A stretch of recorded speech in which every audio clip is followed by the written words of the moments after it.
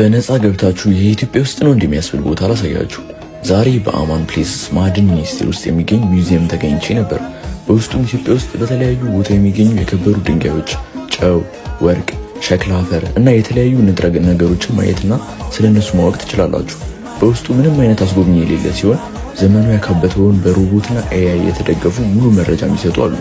ከእያንዳንዱ ስፍራ ስር ስለ ድንጋዩ ሙሉ መረጃ ማንበብ ትችላላችሁ። እዚህ ቦታ የነበረኝ ቆይታ አስተማሪና በጣም ደስ የሚል ነው። እውነት ለመናገር በቦታው ከመገኘቴ በፊት እንደዚህ ሊያምር ይችላል ብዬ አላሰብኩም። ይህ ቦታ ለሁሉም ሰው ክፍት ስለሆነ ሄዳችሁ እንድትጎበኙት ሰጀስት አደርጋለሁ። ይዛችሁት መሄድ ለሚፈልጉትም ሰው ሼር አድርጉላቸው። ብዙ ሰው ማያውቀውና ሁሉም ሰው ማየት ያለበትን ቦታ ስለሆነ ይህንን ቪዲዮ ሪፖስት እያደረግን ትውልድ እናስተምር።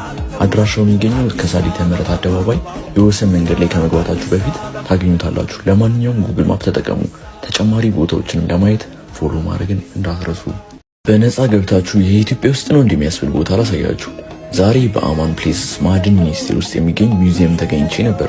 በውስጡም ኢትዮጵያ ውስጥ በተለያዩ ቦታ የሚገኙ የከበሩ ድንጋዮች፣ ጨው፣ ወርቅ፣ ሸክላ አፈር እና የተለያዩ ንጥረ ነገሮችን ማየትና ስለነሱ ማወቅ ትችላላችሁ። በውስጡ ምንም አይነት አስጎብኚ የሌለ ሲሆን ዘመኑ ያካበተውን በሮቦትና ኤአይ የተደገፉ ሙሉ መረጃ የሚሰጡ አሉ። ከእያንዳንዱ ስፍራ ስር ስለ ድንጋዩ ሙሉ መረጃ ማንበብ ትችላላችሁ። እዚህ ቦታ የነበረኝ ቆይታ አስተማሪና በጣም ደስ የሚል ነው። እውነት ለመናገር በቦታው ከመገኘቴ በፊት እንደዚህ ሊያምር ይችላል ብዬ አላሰብኩም። ይህ ቦታ ለሁሉም ሰው ክፍት ስለሆነ ሄዳችሁ እንድትጎበኙት ሰጀስት አደርጋለሁ። ይዛችሁት መሄድ ለሚፈልጉትም ሰው ሼር አድርጉላቸው። ብዙ ሰው ማያውቀውና ሁሉም ሰው ማየት ያለበትን ቦታ ስለሆነ ይህንን ቪዲዮ ሪፖስት እያደረግን ትውልድ እናስተምር። አድራሻው የሚገኘው ከሳሊተ ምህረት አደባባይ የወሰን መንገድ ላይ ከመግባታችሁ በፊት ታገኙታላችሁ። ለማንኛውም ጉግል ማፕ ተጠቀሙ።